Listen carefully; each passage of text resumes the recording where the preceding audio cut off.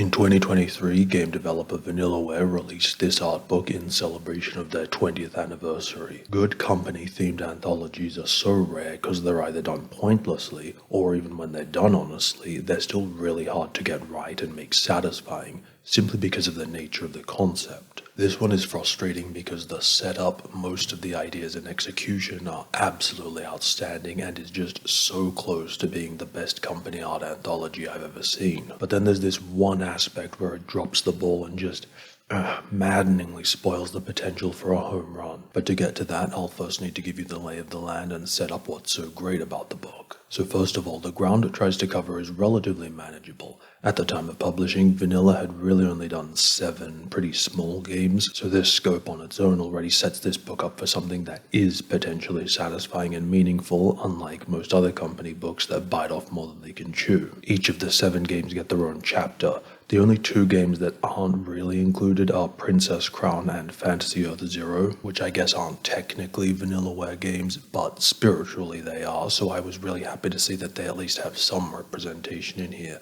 They both only have like 4 pages at the back, would have definitely liked more from them, but that they're here at all rather than being ignored is really important and wonderful. To understand what's so great about the idea of this book, we have to look back at the art books Vanillaware had produced for their games in the past. All but one of their games had some sort of art book, usually as part of the collector's edition, but book is a generous term because typically they are the tiny 30 to 60 page variety. And so even though the art's always awesome, they just never feel worth the effort of tracking down. And even if you're buying the collector's edition anyway, it's such a fleeting experience that it's not even worth sitting down to go through before it's over. That those books are like this is understandable in that this is an indie developer, they're not necessarily in a position to generate enough art to fill a whole book. So that's where the beauty of this book comes in, because it's taking all those little pieces and binding them up together in one convenient, substantial experience. Most compilation books like this for larger companies are either 1, disappointing because their games do generate enough art that they should each have their own book rather than being a meager showcase for each all crammed in together, or 2, pointless because their games already do have their own art books, and they just cut those down and combine them together in a best of that's nowhere near as good as any of the individual books. This is where Mania is different. Mostly. It includes pretty much everything from the individual art books plus a whole bunch more additional art. That is just so smart, thoughtful, and brilliant. Except for the areas where it drops the ball on that in a major way that then completely undermines it by not being what I just described. Basically what's causing the problem is the handling of Dragon's Crown and 13 Sentinels, because not only are these 2 the only games that actually have their own individually released 200 to 300 page art books, but they're also taking up the most space in this book at a combined 100 pages. That's a third of the book being wasted on reproducing art already featured in their own far more thorough books. So having it here isn't as satisfying as buying the individual book, making it a pointless and damaging inclusion here, because it's taking up so much space that then the other games that don't already have their own proper art books aren't able to have all their artworks collected in here. This was very, very foolish and damaging to a book that in every other regard is so well handled and almost perfect, and very disappointing because of how completely unnecessary and simple it would have been to avoid this. Now, I understand that Dragon's Crown and 13 Sentinels are Vanillaware's most popular games, and of course they have to be in here,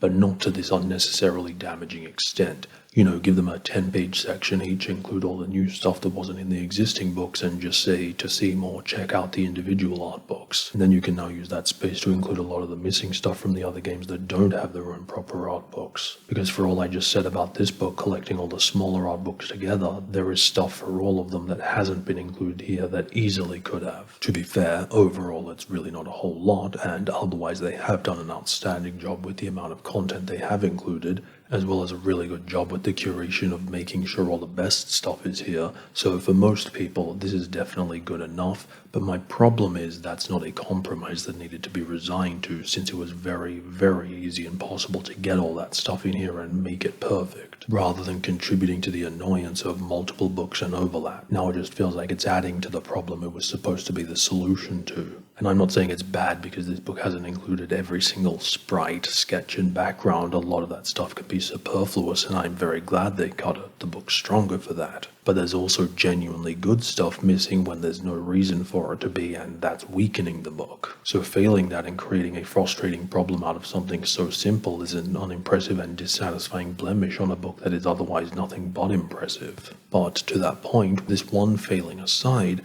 everything else in this book is marvelous. Usually I don't really talk about the subjective art itself, and this is one where I could just spend the whole video waxing lyrical about how amazing it is. I won't subject you to that since you can see for yourself, but I do think the work on display here is worth an especial huzzah. I've never actually played a Vanillaware game, but I've always been a huge fan of the company for their artwork. How they capture and visualize their worlds and tone is remarkable, and this book is such a great testament to that. They also have such a striking, distinctive artistic style that makes the book interesting too, because with many company anthologies, the variety in styles, genres, and worlds is a huge advantage for the visual excitement, but also a disadvantage because of the lack of immersion and unification. Mania is a rare and interesting view of the other side of that same coin, because except for Kumatanchi, all of the games share a similar style and sensibilities, and so it often feels more like an art book for an individual artist than a collective anthology, because even when you can clearly see the changes in artists or styles, they still feel very in keeping with George Kamatani, Vanillaware's founder and art director, his vision. Add to that 5 of the 7 games are fantasy themed and, at least visually anyway, could all exist in the same world. I feel this unification of genre, even though it lacks the advantage of variety, actually benefits the enjoyment and appeal of the book, particularly for fantasy fans. Sizing, layout, and quantity of images are fantastic. The only minor exception is a couple of full-page images that do not need to be, and that space that would have been better used to include some of the stuff that isn't here. But other than that, it's so good how much they've included. I particularly like these sort of pages they do for each game where they have the backgrounds and characters together. Some people will take issue with the fact that often the characters overlap the backgrounds, spoiling the art somewhat, and that's a reasonable opinion, but I find it to be so well done in this book that both in terms of form and function, more's been gained than lost. If you've seen the review I did on Dragon's Crown official artworks, I wish they'd have used this style of combining backgrounds and characters for that book, as it would have been of huge benefit to the visual layout, design, and lifelessness issues I mentioned. The text throughout is all in Japanese. Each game's chapter opens with a little paragraph. Pages on specific characters also have a few sentences next to them. Except for those background and creature collages I was just talking about, all the rest of the images throughout are captioned, but it looks like they contain more than just labeling the image. It could be telling the artist a description, commentary, but I have no idea, so I can't comment on the nature or quality of the text. But I can attest to the non-Japanese reading audience that it didn't really negatively impact my enjoyment, neither through the text taking up too much space for it to be worth it, nor because I felt like I was missing anything crucial to the experience. The only points that were exceptions to that sentiment were that I would have liked the context of what I'm looking at for a lot of the special illustrations and extra stuff at the back, and also in the back there's a 15-page section of text from the artists. I don't know if it's just commentary or interviews,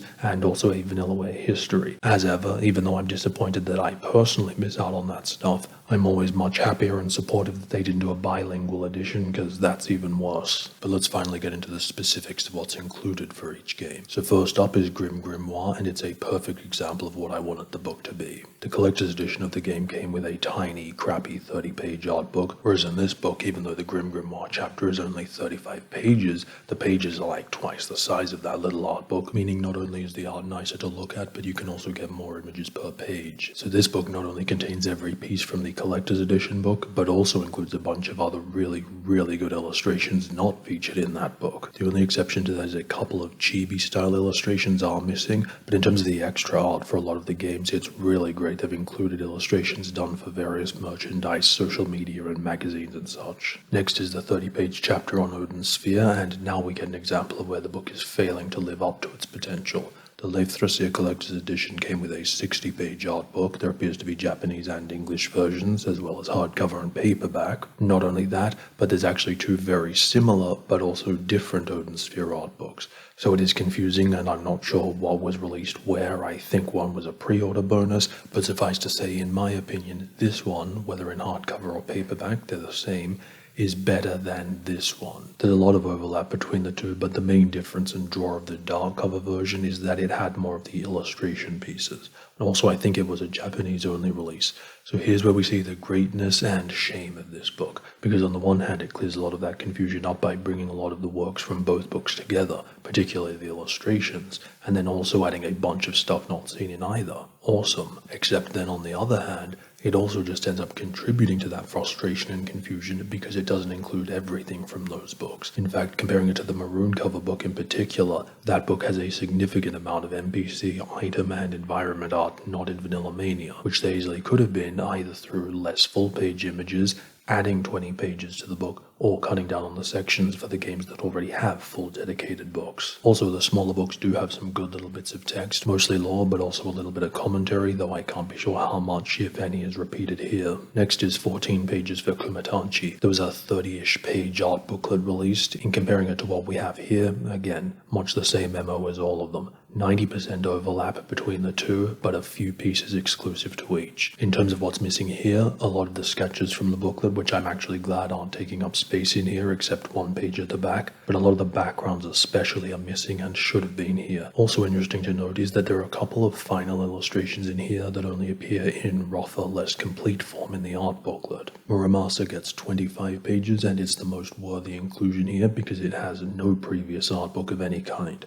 except for the art used as decoration in the strategy guide and the little booklets that came with the soundtracks. So it's all good here, but also means I can't tell if there's anything missing that could have potentially been included, though I'm sure there is. Grand Knight's History is another game that previously only got a crappy 30-page Japanese book with the collector's edition. Here it gets 23 pages with the same deal as the rest. Mostly overlap, but some stuff exclusive to each. Though for this game I think it's been handled better. The only things missing are like 2 backgrounds and a couple of superfluous character sprites. What is disappointing to have missing is the nice page of character concept art from the little book that's not present here. Also for this, Odin Sphere, and possibly some of the other games, this book doesn't feature any of the world maps, which is a real shame. They definitely should have been featured on the opening spread for each game, because at the moment each of them just has a giant cropped darkened version of an image already in the book and spread across 2 pages, which is a dumb waste. So then we get to Dragon's Crown. I mean, I've basically already covered its inclusion and the problem it's caused. Also, definitely check out the earlier review I did on the full dedicated art book, Dragon's Crown Official Artworks, so I'm not wasting time repeating a lot of the same things I said in that video. I'll just focus on what's new and relevant to this book. The best thing this chapter does is that it includes about a dozen illustrations that were produced after the Dragon's Crown art book was published, mostly the new art from the Dragon's Crown Pro Royal package. It's fantastic they didn't overlook what a valuable inclusion these new works are and what they contribute as an example of a good use of a book like this. There are also some other areas this book is better than the dedicated art book. The size, layout, and format are far more appropriate and the images look better for it. Also, probably as a result of that, and perhaps in combination with the less glossy paper, everything looks crisper compared to the main art book. Particularly the blurry sprites I mentioned don't appear nearly as bad here. However, this impeccable judgment does not permeate this entire section. First of all, this book, the 60-page Dragon's Crown art book, and the 200-page one all contain some degree of exclusive content. Meaning, if you are a Dragon's Crown mega-obsessive completionist fan, you need all 3 books to have everything, even though what's exclusive to each is minor relative to how they've been done. For 99% of people, you're not going to need to worry at all about the 60-page book. It's the worst, and all you're missing is a foot and some alternate character sprites. My point is, it's just so needless and frustrating to be this way. Particularly because the big Dragon's Crown was so wasteful with a lot of its layout, and as I said, I much prefer how the images appear in this book, far more sensible. But this means that even though the dedicated 200-page art book has 4 times as many pages compared to the 50 pages Dragon Crown gets here, it doesn't actually have 4 times as much content. This book contains almost half of the cutscene and treasure art illustrations, and it just shows how inconveniently handled both books have been. Dragon's Crown Official Artworks for its excessive and inefficient layout, and then Vanillaware for dedicating so much space repeating art from a game that already has a more thorough art book at the expense of giving that space to the art missing from the games that don't. People who already have the Dragon's Crown art book don't want to re-buy so much of the same content, and people who don't have that book, why would they want half of the book taking up space in here rather than just buying the whole book? It's stupid. They really should have cut this section down significantly, or even for argument's sake, let's say you really don't want to cut this section down, fine, but then at least add another 20 pages so they can include that small amount of missing stuff for the other games. However you want to look at it, the point is both books are incorrectly handled despite having multiple easy ways the issues could have been eliminated. But anyway, the last game is 13 Sentinels, for which there have been at least 3 overlapping art books. In terms of exactly how they compare to what's on offer in the 45-page chapter here, I don't know because I can't be bothered anymore, but I imagine it's basically in the same boat as Dragon's Crown. After that there's a 30-page extra section, and that's a great inclusion for a book like this. It's got all these special company-based and miscellaneous illustrations, sketches, and more true concept and development art for the games, though I think they should have been collected in the game's chapters themselves. Again, they could have been a better option for the opening spreads. Also, most of this concept art has appeared in other books. As I said at the start, really great to see a couple of pages on Princess Crown and Fantasy Earth Zero. Speaking of which, there's an older book called Fantasy Earth Zero Official Materials Collections. It is not a good book, but for big fans it is worth knowing you can find some more art in there. So yeah, having perfection spoiled through something so thoughtless, simple, and unnecessary is very frustrating, unimpressive, and undermines so much of the other greatness. But be that as it may, the fact remains that at the end of the day, we're still left with something that is almost perfect. And that one issue shouldn't overshadow the defining aspect, the ultimate takeaway that despite anything else, this is still a truly wonderful, wonderful art book that is so easy to highly recommend. And I say this even as someone who isn't a fan of the games themselves, nor typically of anime styles, but I find it to be an extraordinarily beautiful and, minor failing aside, an otherwise remarkable art book.